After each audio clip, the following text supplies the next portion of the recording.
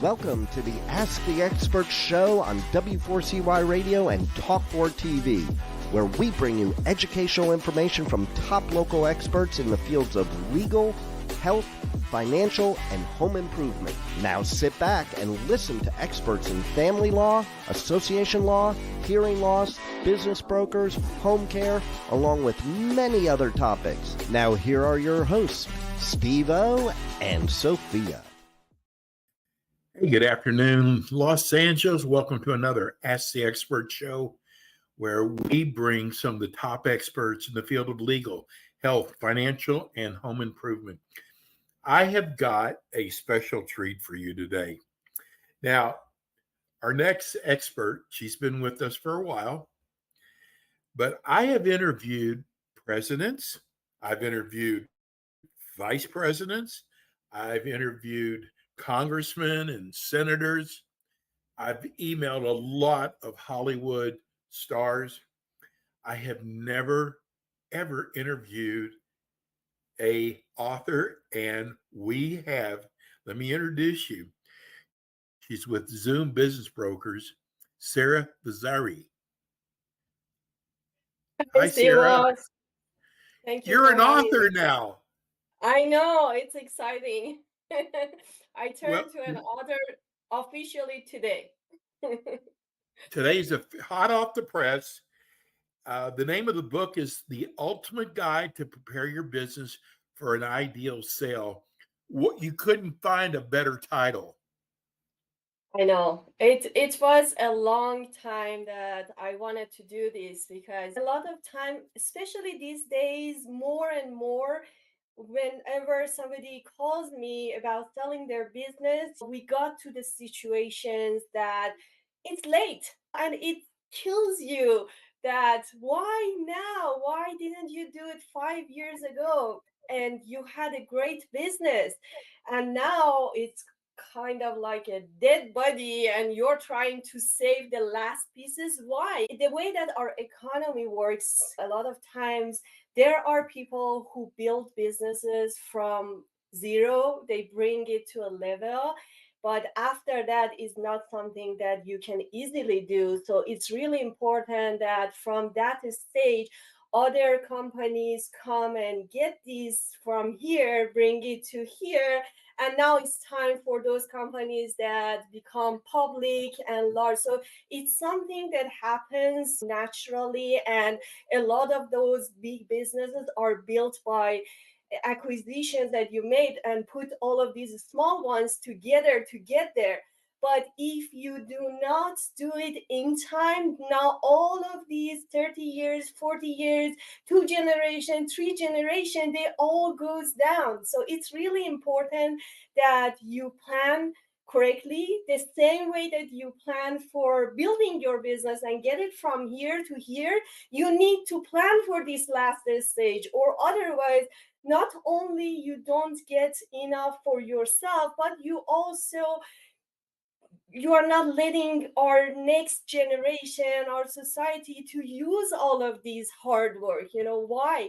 That's why I tried to find a solution, and I wrote this book, and I hope more and more business owners read the book. Before they get to that point, they start planning for what they have ahead of them. Because a lot of times when I talk to the owners, because they are so busy with day-to-day works, that putting their energy on something that needs planning for 5 years from now, it's really hard. They can't find time to even talk to an advisor, bring them in, give them chance to review everything. This book at least is it started on their own time. They can review everything that they need to do to have a sellable business.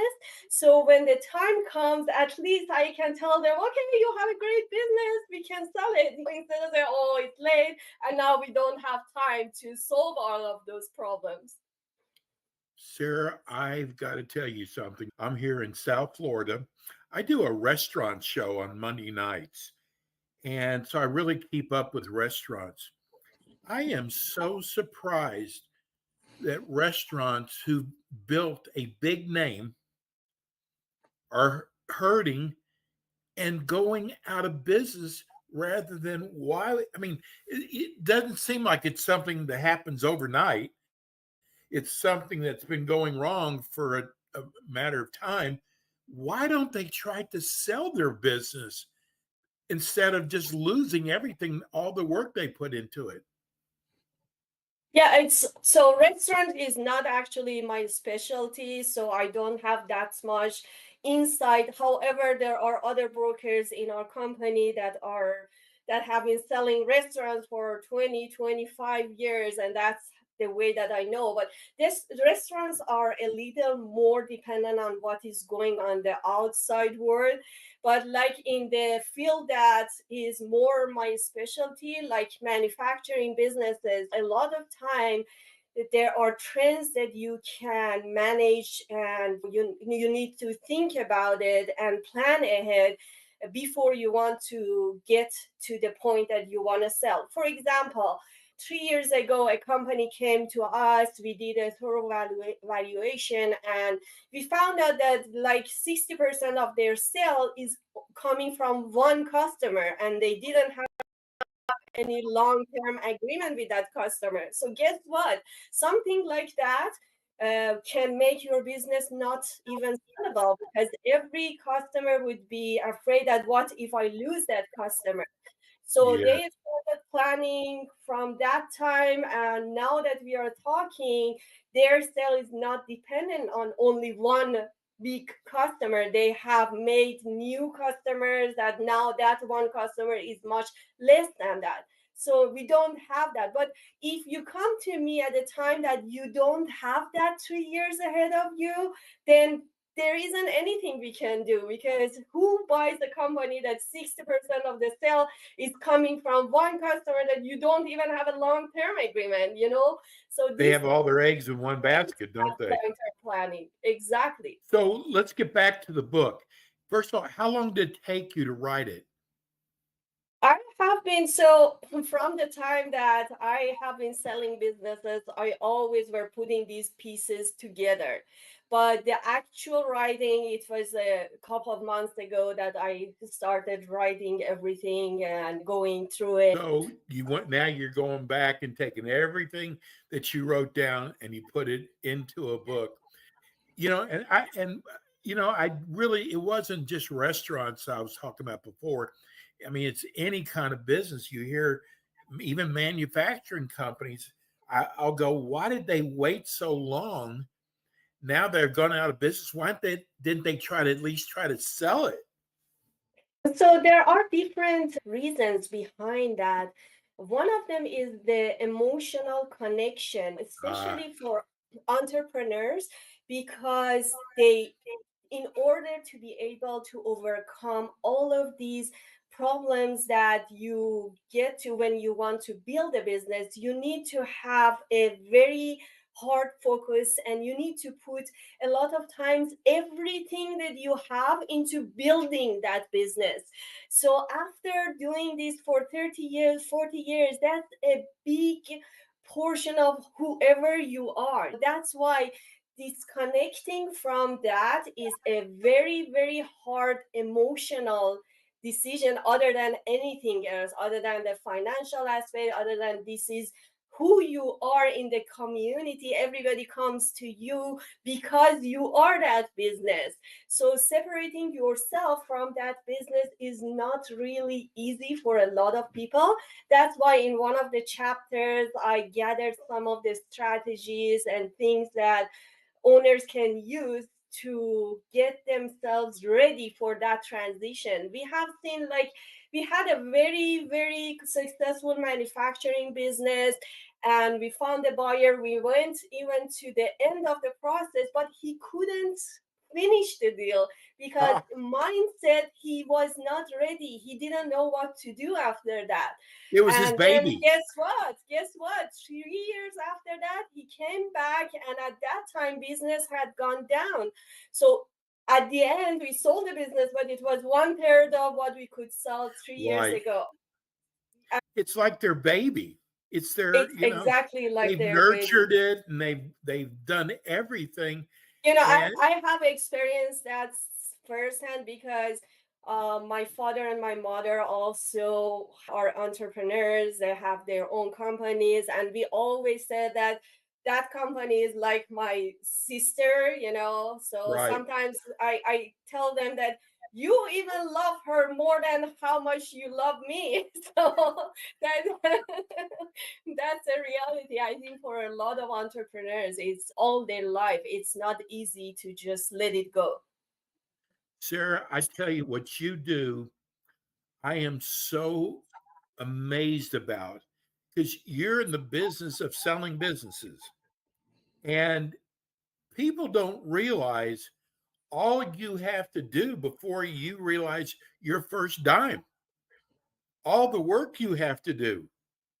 Yes, yes. Sometimes it takes a year from the time that we start working until the time that any money comes in. How do That's you the deal reality. how do you deal with your clients being impatient, calling you up all the time? Anything going on when they would be the first one you would call. Yeah, I always tell people like if you have experience buying and selling a house, for example, you know that how much stressful it is. I'll always tell my friends or family that the thing that I do is much worse than that. And all of the people involved bring all of that stress to me and they look me to calm them. It's like that every month I'm selling one or two big houses, much more than that. And every time it's a lot of stress for all of the people involved because it's one of the most important decisions they make in their lives, and if it Right. doesn't go through they can lose a big portion of what they have a lot of times. So it's really important and a hard decision for both sides, sellers and buyers. Like I'm dealing with a very young couple who are putting all they have in line to get into a business. So just imagine how hard it is for them because they can either go up or they can completely go down. But I think that's the beauty of entrepreneurship. You have to be brave and make these kind of decisions in order to be able to make those changes in your life. I tell you what you do. I think the number one thing you do versus maybe someone trying to sell their business themselves is the due diligence that you do. You can outdo any owner when it comes to due diligence. So when you do have someone to bring to them, you have done so much legwork and background check. So I couldn't say that this is very accurate statement because it's correct that because of our experience, we have a good understanding of who can be a serious buyer versus who is a tire kicker. Or for these larger businesses, we know what kind of equity firm is a serious, experienced one versus something that just established and they want to do their first deal. But the actual due diligence we never do to that kind of due diligence, not for the buyer, not for the seller side. We guide them to do their own due diligence and we Oh, bring resources they can use. Sometimes if they want a referral to somebody who does due diligence, we know a lot of people in the industry who does that, so we introduce them to a couple of them. They can talk and because we have seen these people in action before, then at least we can give them good referrals. But a broker is always in between. They never get signed by anyone. They never get verify those information to do the actual due diligence for any side, either buyer or the seller. so when I had a business broker, they brought me, and it was over a year, just like you said. But Yeah. the people they brought had the finances to buy a business. They never brought me anybody that was just a tire kicker. They really brought me solid leads. Yes. And we do all of these arrangement based on the size of the business. We know if this business can get a SBA loan. And we have a lot of, like, every time we go to one of the IBBA or CAP conferences, a lot of lenders show up there. They do educational courses for us. So we get a lot of insight about these processes. And that's why when we have a new listing, usually we check with these SBA lenders that we are in touch with to get an understanding of how much is possible to get that kind of financing. And if that is not a solution, then we come up with other ideas, because we always figure out what kind of buyer would be the best buyer for our listing and what kind of terms could work. You can buy a Mercedes at $1 a day if they agree that you paid until the end of your life something. So the Right. terms is really important, and it's not only the price. That was, we put the price and terms with the best practices and make the best scenario that gives the sellers the best chance to sell their business based on our knowledge and understanding of the type of buyer that fits this type of business. I just said before that your business is like your child. You've nurtured it. And so, how do you work with a client that when it's yours, you think it's worth a lot more money than it is? How do you bring some commonality to them that what their business is really worth, or buying a So business what it's worth? I usually don't get to that kind of problem, maybe because I'm an engineer. Okay, for me everything is just comes from calculations. That is why when in the first step we do evaluation on the business, I usually have a lot of reasoning behind what I suggest them as the most probable selling price for their business. I completely give them reasons that these are the reasons that I think your business would sell at this price. So it's not like that I say, okay, this is the price, and then they say, no, I want it this way. Yeah. And in rare cases, that seller doesn't accept it, or they have expectations that is far, far away from that reality. I usually do not work with them because, I don't want to waste my time and their time. Right. So I tell them, okay, you can go and work with whoever you want. And usually what happens is that after 1 year, they come back and say, oh, my business didn't sell. Can you please help us now? And now they are okay with my number because they have experienced that extra number. Nobody pays extra money for something just because you love it. It all comes from what market has.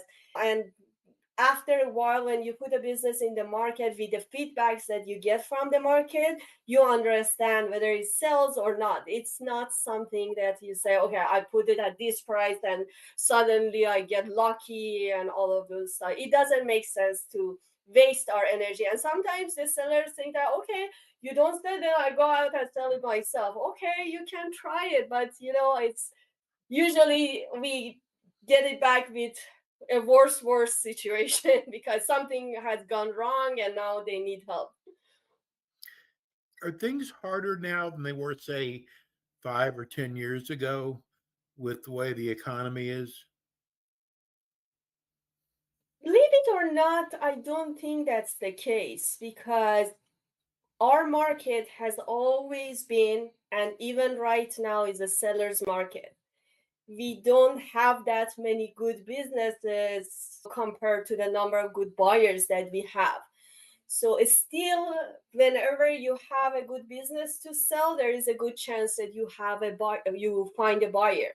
However, there are a lot of discussions about the high number of baby boomers Yeah. that have to sell their businesses in the next 2 decades.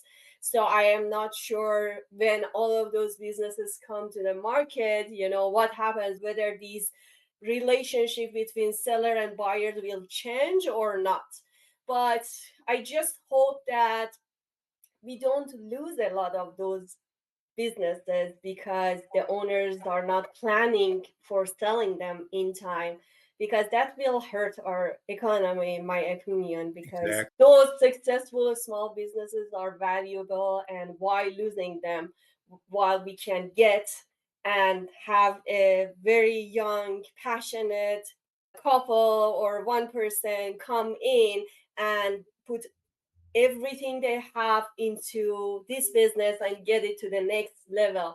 Or like I have a roofing company, multi-million dollar roofing company right now, that a private equity firm has put offered or doing due diligence, and their plan is to buy multiple of these companies, putting them together and make a larger business. And then they make it, after adding all of the marketing systems that a small company cannot afford it, when you put all of them together and put all of these extra things together, then in a couple years you can make it much larger businesses.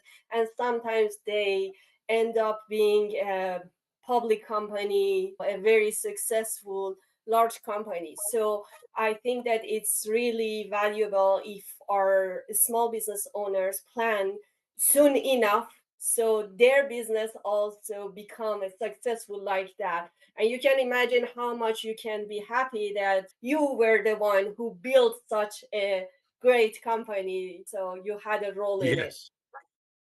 Let's give people the name of your book again. Yeah, it's the ultimate guide to prepare your business for an ideal sale. How do they get your book, Sarah? It's on Amazon. In all of the Amazon different marketplaces, they can find the book using the name and my name. What a great name. Let's we're running your phone number on our TV version, but for those who are listening on radio or the podcast, give everybody your phone number and your website. Sure, it's 949-426-5067. And our business website is www.zoombusinessbrokers.com. Well, you better have that book with you next month when you come on. And I think I wish you all the success. You've got so much knowledge, Sarah, and the way you explain things. If I had a business now and I wanted to sell it, I would definitely hire you. Thank you so much, Steve. Thank you for your And we'll time. see. And We love having you on. And, I urge people to get your book. Again, it's the ultimate guide to prepare your business for an ideal sale. We will see you again next month, Sarah. thank you so much, and have a great week. Thank you. Sarah is with Zoom. She is amazing. I hope you'll get her book, especially if you want to think about selling your business. Thanks for tuning in today to the Ask the Expert show on W4CY Radio and Talk4 TV. Tune in next week and every week to hear more from our experts on personal injury, insurance, air condition repairs, estate planning, Medicare, and many other topics in the areas of legal, health, financial, and home improvement. See you next week.